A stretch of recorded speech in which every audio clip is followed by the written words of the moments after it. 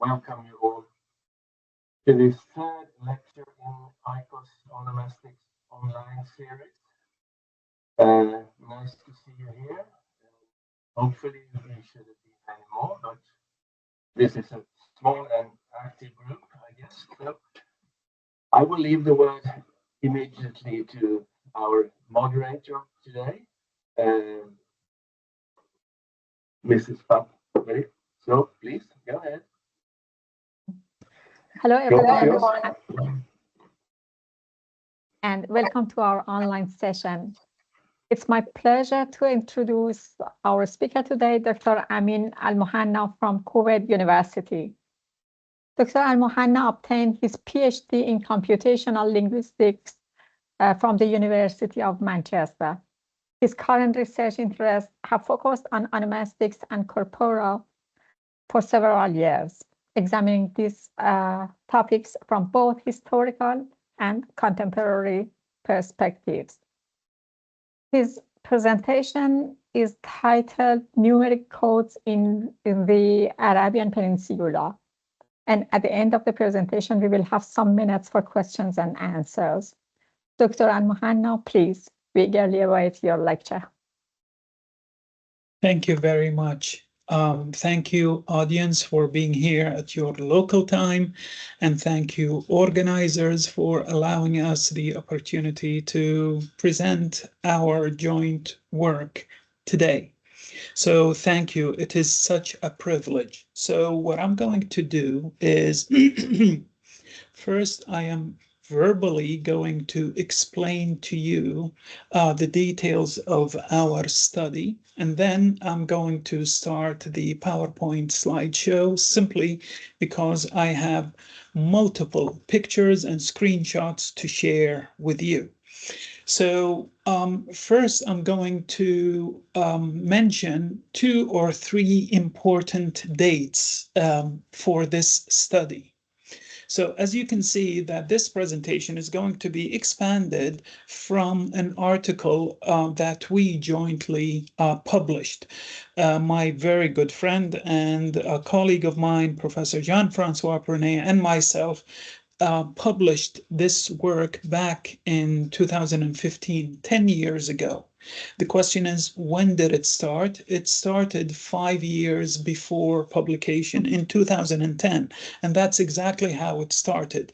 Professor Prunet gave me 2 student essays and asked me if I knew anything about the numeric codes listed in the 2 student essays. Basically, the student essay contained 2 lists of some 20 plus tribal names of Kuwait, followed by 3-digit numeric code for every tribe. And the question was, do you know anything about these numbers?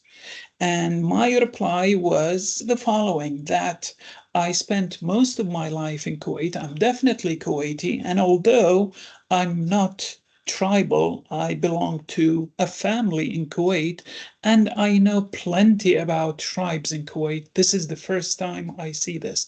I've never seen 3-digit numeric codes connected to the different tribes of Kuwait.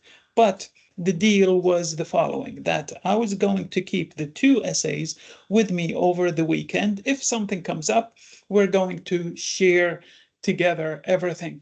It says here that somebody is waiting in the lobby. So can I just click admit? You're welcome to, but please, you can focus on the lecture and I will continue with the admittance. Okay, very good. Good. Thank you. So basically, I kept the essay for the next couple of days. The following morning, I was driving my car west of Kuwait City when I thought I saw out of the corner of my eye, something was spray painted on a school wall that resembled one of the 3-digit numeric codes listed in one of the 2 essays. So I thought, you know what, I'm going to forget about my appointment. I turned around and checked the entire stretch of the school fence, which was full of amateurish, ugly graffiti. Part of the graffiti was different combinations of 3-digit numeric codes throughout the entire stretch of the school fence. So I went around the school and then I checked different public buildings, not residential buildings, but public buildings, such as convenience stores, such as electricity substations, and different public buildings. They were full of all sorts of, ugly, amateurish graffiti. But part of the graffiti, what caught my attention was 3-digit numeric codes. So as I said, I forgot all about my appointment and then went to the next suburb, the next neighborhood. And sure enough, the exact same pattern repeated itself. If you focus on public buildings, you see all sorts of graffiti, and part of the graffiti is different combinations of 3-digit numeric codes. So we sat down together, the professor and I sat down, and we decided that we definitely have a very interesting story to tell, a very interesting story to research, which is numeric codes. And we had all sorts of interesting and burning questions asking, what are these numeric codes? Where did they come from? Why are they 3 digits in nature? And why are they connected to tribes, not families, and so forth and so on? So we began to, focus on the easy targets.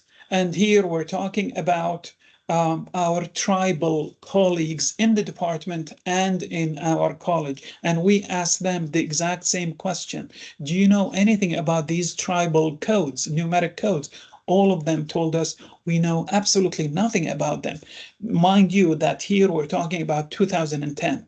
Okay, so my next target was the civil registry of Kuwait. So we're talking about the public authority for civil information. And here we're talking about the governmental body, which is responsible for issuing civil identification cards for the Kuwaiti inhabitants and the expats as well.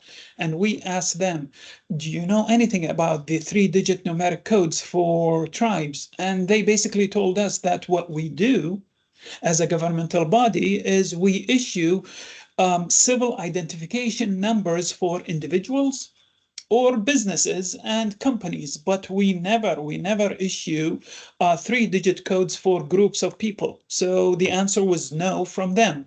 So we focused on the police, Ministry of Interior, and we asked them the exact same question, and they basically gave us the exact same answer. Whatever numeric codes that you have in mind, we have absolutely nothing to do with them. So the next step was to start documenting these different codes, numeric codes. How? By taking pictures of all public buildings containing these 3-digit numeric codes relating to the tribes of Kuwait. Initially, we thought that we need to focus on the neighborhoods with tribal density in them, but then we decided that Kuwait is small enough for us to cover all the neighborhoods in Kuwait, and we weren't going to stop until we take enough pictures of the 22 plus new 3-digit numeric codes listed in the 2 essays. And we did that. Now, throughout this process, we specifically remember coming across all sorts of 3-digit numeric codes that were not listed. So initially we dismissed them as noise. But then we realized that they were not noise, but they were new trends of what we are dealing with, which is numeric codes in the Arabian Peninsula. But initially we thought that they were only noise. This is number one. And number two, we also thought that these numeric codes are restricted to males, teenagers only, simply because we're dealing with a highly conservative Gulf society such as Kuwait, and it's quite difficult to try and imagine female teenagers roaming the back streets of Kuwait and spray painting 3-digit numeric codes on school walls. That's impossible. So we initially thought that whoever spray painted these numeric codes are basically tribal male teenagers. But then we realize that they are not restricted to male teenagers.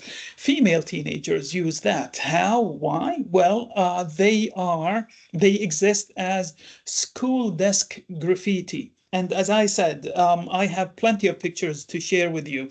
So only then we realize that these numeric codes are not just restricted to males, but females as well. And then we realize that it's not just teenagers, either males or females. They're not just restricted to teenagers because they don't just exist on school walls or school desks. They are all over the internet. And the reason why I keep telling you that the time of our discovery is important, because we are dealing with the newer generation, which is nicknamed digital natives. Which means what? It means that social media, the internet, and computer-mediated communication is an integral part of their lives. And it is very important for us to bear this in mind, because it has a direct connection to the numeric codes that are under investigation. So we realize that they are all over the internet and in cyberspace.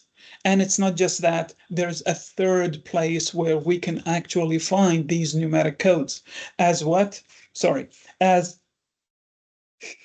bumper stickers, car bumper stickers and license plates. And they are all over the streets. Simply because they basically capture this spirit and the long heritage of a specific tribe. So these were our findings. Now, part of the research process is to know exactly who presented them, who was the first to present them. Now, we realized that it's not a governmental body. So who came up with the idea of 3-digit numeric codes?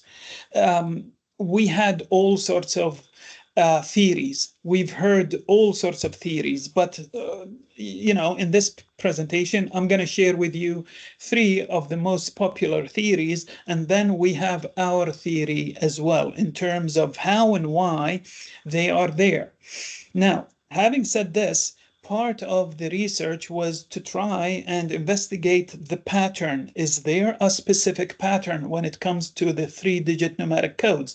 And the answer is definitely yes. There seems to be some aesthetic element in terms of the 3-digit numeric codes, which means what? It means either repetition of a specific digit or the systematic presence of the 0 or the 1. Okay, so this is something that we need to bear in mind, and I think I'm just going to go ahead and start the PowerPoint slide show. So basically, this is the outline of today's talk. We're going to start by talking about using numbers as nicknames in general. Obviously, our situation in the Arabian Peninsula is not unique, simply because numbers are actually being used in different parts of the world, not just in the Arabian Peninsula. And I'm going to provide you with all sorts of examples, concrete examples relating that. And then I'm going to give you some sort of a general background in terms of the distinction between families and tribes in our region and in Kuwait in particular. And basically, we're going to talk about them as different genealogical units, because we are dealing with 2 different parts of Kuwaiti society, which is families as opposed to tribes. And then we're going to talk about, briefly, the different cultures of Badu and Hadar. So if you belong to a tribe, you are Badu. If you belong to a family, you are classified as Hadar. And then we're going to talk about the details of the numeric codes in terms of their geography, where they are, in terms of the system, who has and who uses these numeric codes. We're going to talk about their formal properties in terms of the different patterns of these numeric codes. And then we're going to talk about their distribution Number 9, we're going to talk about the, 3 of the main theories as to where they came from. And number 10, why? Why are they there? Okay, so there seems to be all sorts of practical functions relating to their use. And then in number 11, we're going to talk about the recent trends in numeric codes. And then I'm going to conclude this particular talk. Now, when it comes to, let's start with number 1, using numbers as nicknames. Most of us are familiar with the British author Ian Fleming. He is the creator of the spy character James Bond. And James Bond is nicknamed 007. What does it stand for? 00 is basically a prefix for a license to kill. Obviously, we're dealing with a fictional character. So 00 is a prefix for a license to kill in cold blood. And then 7 is what? Fictionally speaking, these spy characters, such as James Bond, range from 001 to 009. The most popular of which is 007. Now, what's interesting about this numeric nickname is that it is a nickname of an agent. It is personal. It's not used for a group, and it is issued by an institution, which is the MI6. Of course, we're talking about fictional characters. Another example of using numbers as nicknames is Hawaii 5-0. And here we're talking about the police department in the 50th American state. Okay, they are called Hawaii 5-0. So this is a nickname for them. And a third concrete example is the Motorcycle Club 81. 81 basically stands for Hell's Angels. So H is the eighth H is the 8th letter in the English alphabet, and A is the first one, hence 81. Now, what's so interesting about this particular numeric nickname is that it is an ethnonymic nickname. An ethnonym is a name that is issued for a whole group. Another interesting aspect about 81 is that it is self-given. This group chose it. All right, it was not issued by some sort of an institution. So in our work, what we do is we document and research a complex system of self-given numeric codes. They are developed by tribal youths in the Arabian Peninsula. Okay, moving on to the second point, the third and fourth point of today's outline. Families and tribes in Kuwait. I'm going to take you back before the independence of Kuwait. Kuwait became independent back in 1962. Back then, the population was divided into the sedentary population and the semi-nomadic population. The sedentary, the Hadar population, which consisted of purely families, all concentrated in the city of Kuwait. So it was the center for Hadar population, and they were the urban sedentary population, and their occupations evolved around, the sea, either fishing or pearling, handicrafts and commerce, while in El Jahra town, we had the center for the Badu population, which basically led a semi-nomadic way of living, and they lived off pastoralism. So this was Kuwait before independence. Okay, now genealogically, if we want to know the distinction between families and tribes, obviously tribes is a far larger genealogical unit than families. So the first two columns, the level is basically a phonetic transcription of what nation is in Arabic, what tribe is, and then we have the gloss column. Now, Al-Himyari 1916 covered the different genealogical units in A column. Varisco 1995 covered the genealogical units in the B column. And the C column basically reflects the social status quo right now. So the C column is what we have in Kuwaiti society. Now, we need to understand that, as I said, genealogically, the tribe is a far bigger unit than a family. The question is why? So, for example, in the header column, my surname is Amin Almuhanna. All right, so it's a name of a family, but assuming that I am tribal, I would belong. So I'm going to use my mouse here. So if my name is Amin al-Shatri as a family, it belongs to the subclan Lis'aba, it belongs to the clan Al-Abdali, and it belongs to the tribe Lamtayri. So here we have a huge difference in size. The question is, why is it so important? Well, the answer is, back in the days, you belonging to a huge genealogical unit is your ticket to survival in the desert back in the days.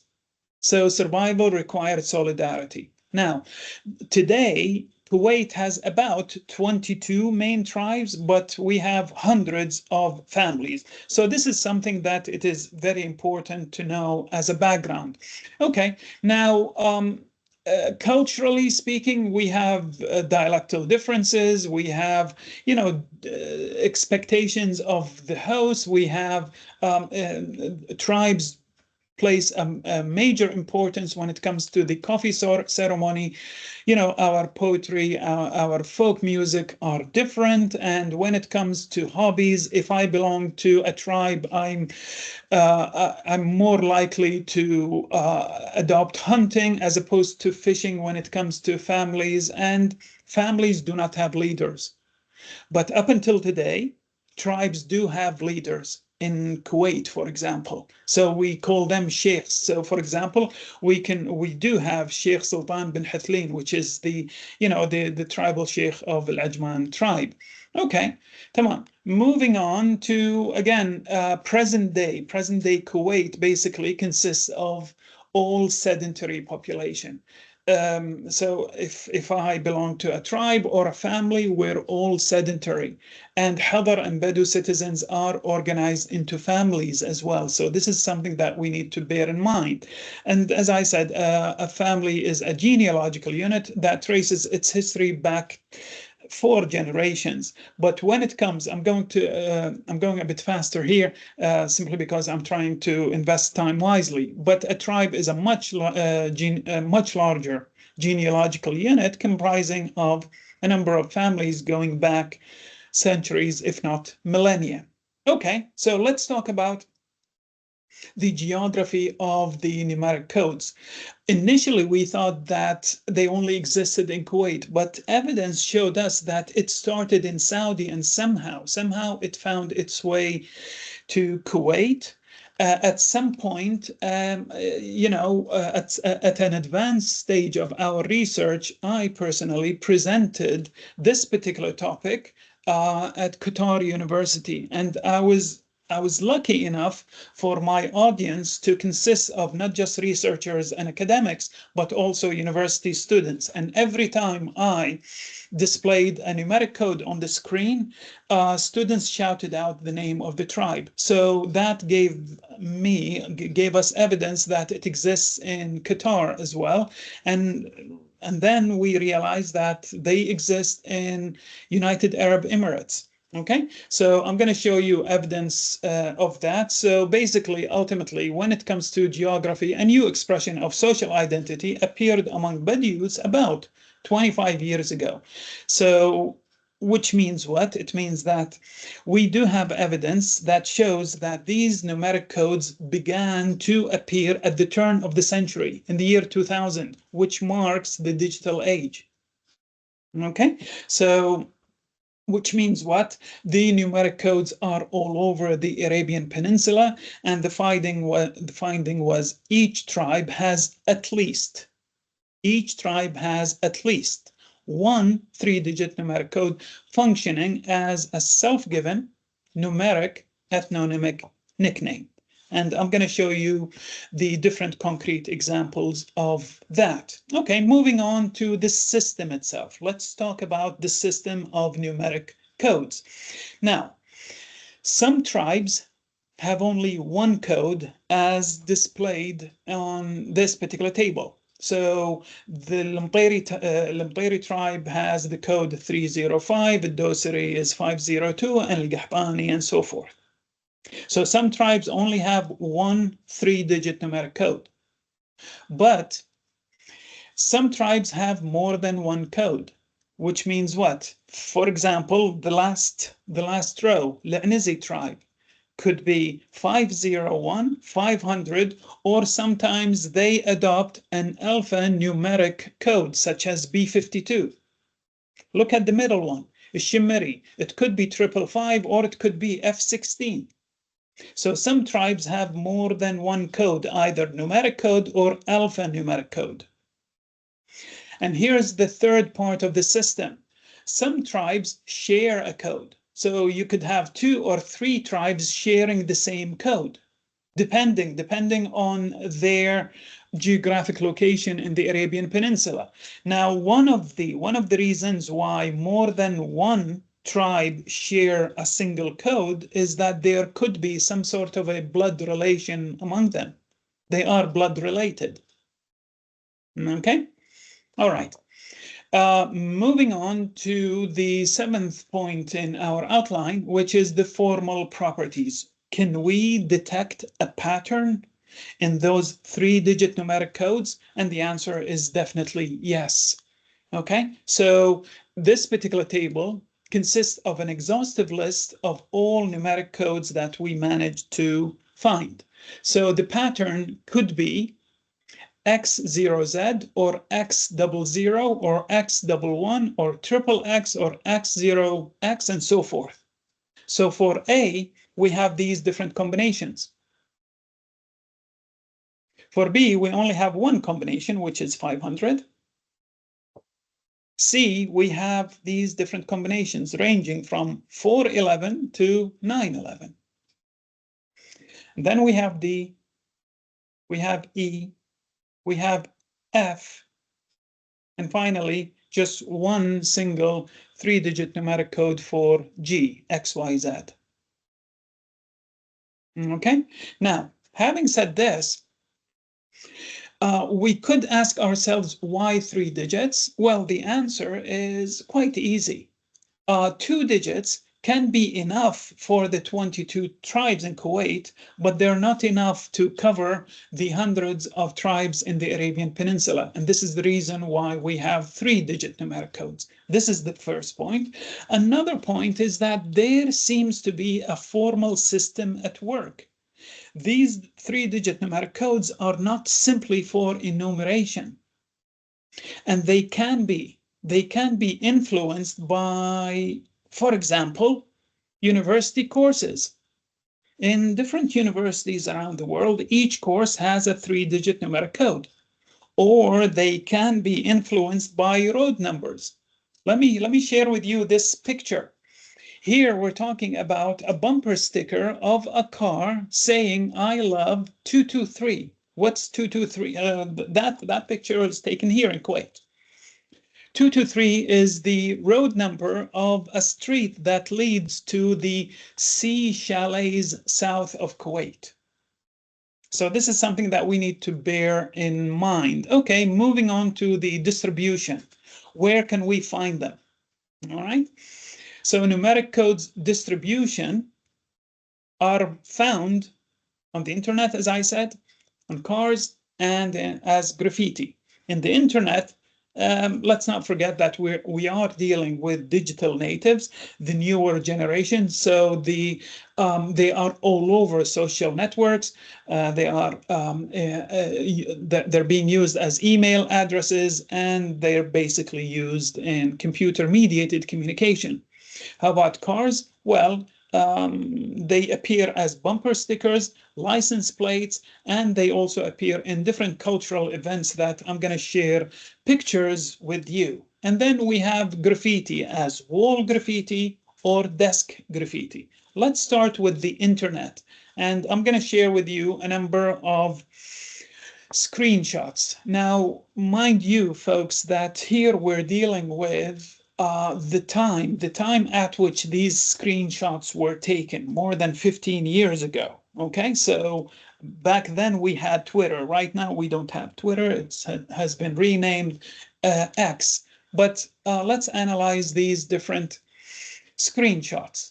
So we can see B52, 501, and we can see 501 in the second screenshot. 501 B52 refers to L'Anizi tribe.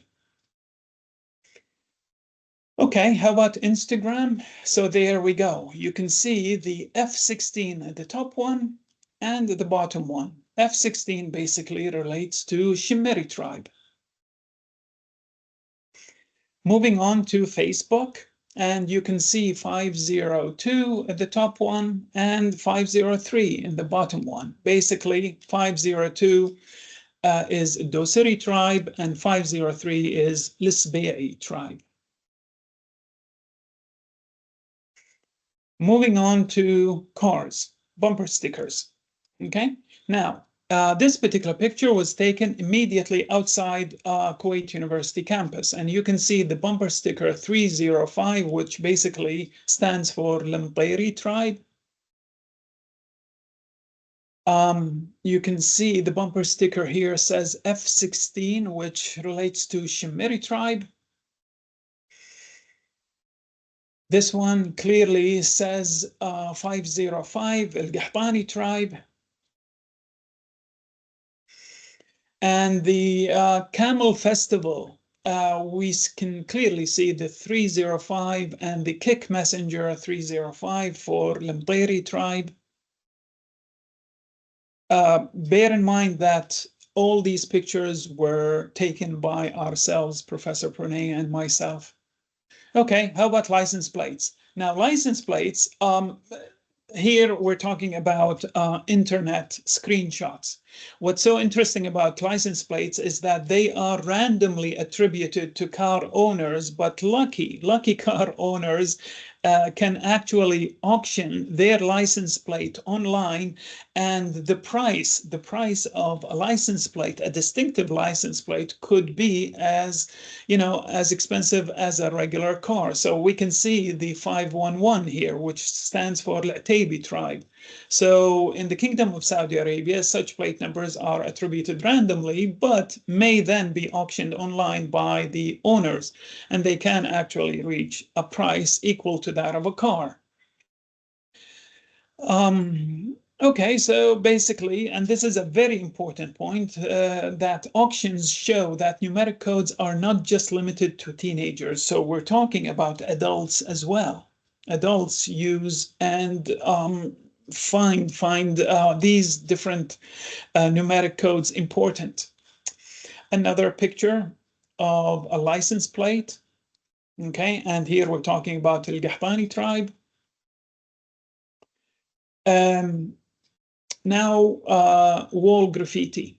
This is a construction site. I know that the picture is ugly, but as I explained earlier, we are after the numeric codes. We're not after, art here. So you can see the Eastern Arabic 906 for Al-Azmi. You can see the Eastern Arabic 404 for Rashidi. You see the 503 for Lisbe'i. Sorry, for Lisbe'i. And there are more pictures to show. The following slide, so more wall graffiti in terms of 511, 404, 305, and 501. Here we're talking about a mixed Arabic, Eastern Arabic, and Western Arabic numerals. Wall graffiti, more F16 for Shimiri and 511 for Lisbe'i. Okay, in UAE, Abu Dhabi. Okay, so we have the 107 Al-Mahri. I took this picture.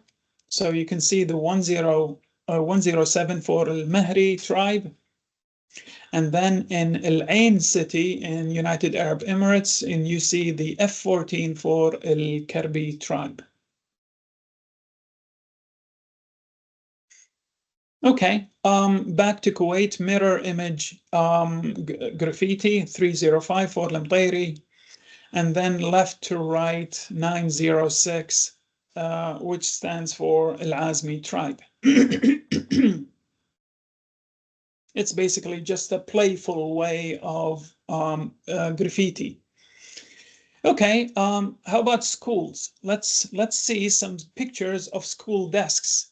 Okay, so this particular desk, you can clearly see that there is 305 and for the Mperi tribe and the 711 for Ilyami tribe.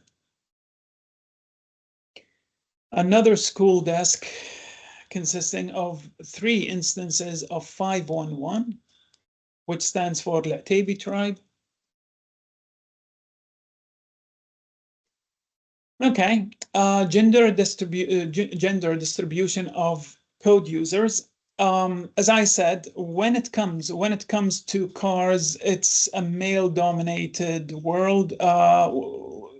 Wall graffiti, it's all male world. But when it comes to school desks, it's basically evenly distributed between boys' schools and girls' schools. And then we carried out this Twitter survey back in the days, and we surveyed 526 Twitter accounts, and we found that 64% of them belong to male accounts, 35% of them belong to female accounts. Okay, the origin. So where did they come from? So basically the etymology of nicknames, names and nicknames are often vague. They are opaque. So which means what? It means that think in terms of those of you who are familiar with Skull and Bones, the secret student society that is nicknamed 322 of Yale University. If you look that up, you're going to see that there are all sorts of theories as to where the 3-digit numeric code 322 came from. There are all sorts of stories, and the exact same thing applies to our numeric codes.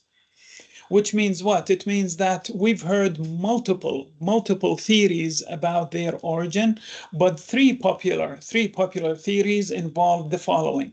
Radio wave frequencies used in the desert of the Kingdom of Saudi Arabia, which means what? It means that there are all sorts of remote areas in the kingdom where the network of mobile telephones does not cover. And this is the reason why inhabitants there use the walkie-talkie frequency. So this is one popular theory. Another popular theory is Saudi telephone area codes.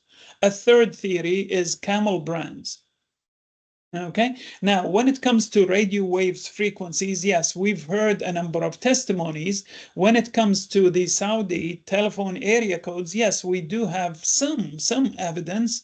We're not really sure about them, but when it comes to camel branding, there is absolutely no evidence. We couldn't find any match connecting the geometric shapes of camel brands that this particular chart shows and the numeric codes. We couldn't find any.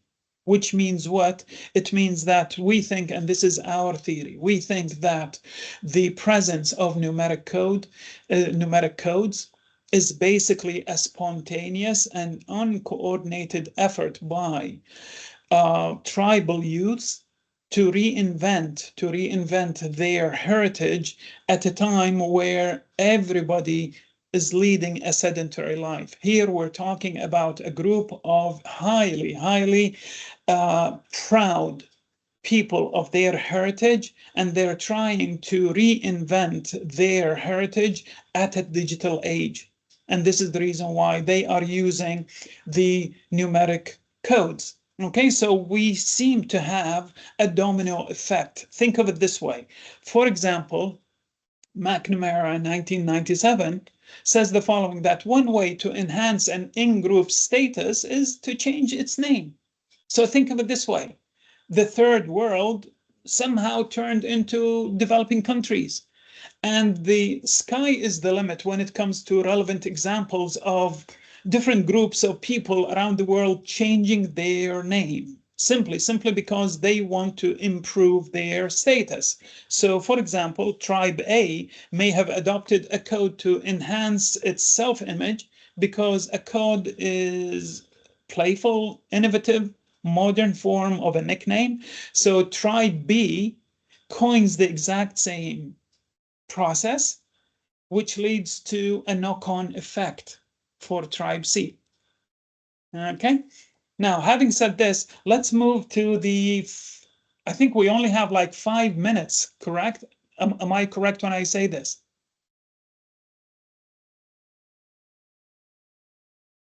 Okay. Yes, you have 5 minutes. 5 minutes. Then I'll jump to 11. I'm going to jump to 11, which is what the recent trends in numeric codes. Simply because I have so many pictures to show you. Okay, so I'm going to jump to 11. I beg your pardon. Okay, so let's jump to 11, which is recent trends in numeric codes. It is pretty unfortunate, folks. It is pretty unfortunate that we live in part of the world which is highly characterized by its sectarian volatility. Somehow, numeric codes find their way to sectarianism in this particular part of the world. Which means what? Let's assume that we have two rival groups. They are so rival that they begin to call each other names to such an extent that each group takes pride of whatever pejorative name they get from the opposite rival. And wouldn't you know it, they're using numeric codes imaginatively to call each other names. How? Up until recently, folks, in the Kingdom of Saudi Arabia, the electricity system over there consisted of two voltages, either 110 or 220, which means what? It means that different house appliances could only operate under the 110 voltage, while other household appliances operate under the 220. So one group expresses its superiority over the other group by calling them, you are 110, we are 220. Okay, so this is what's happening when it comes to sectarianism. So in this particular case, we have this account that takes pride of calling itself 110 simply because their rival call them, you are 110 and we are 220. Okay, so we're talking about a voltage system here. Okay, and basically this sectarian rivalry has led to several 330 Twitter campaigns discouraging and combating sectarianism, simply because 220 plus 110 equals 330. So what we have here is screenshots showing the different campaigns trying to combat sectarianism. So you can see 330 here. I'm going fast. I beg your pardon. I'm just trying to finish here. Yeah, I'm not going to talk about school desk. I beg your pardon. I just want to show you the very last image, and then I'm going to conclude.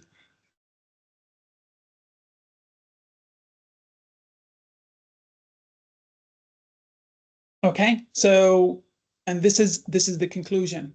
Recent trends in numeric codes began to find their way in clothes broches. You see 511 here, as baseball hats, mobile telephone covers, and sweaters. You cannot imagine how thankful I am for your good listening. And these are the concluding points. And thank you very much for this opportunity. I honestly grateful to you. Thank you very much. Well,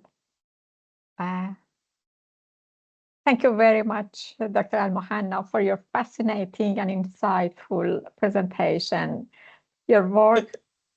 Is it okay if I get out of the PowerPoint mode? I want to see who I'm talking to right now. So yeah, so there we go.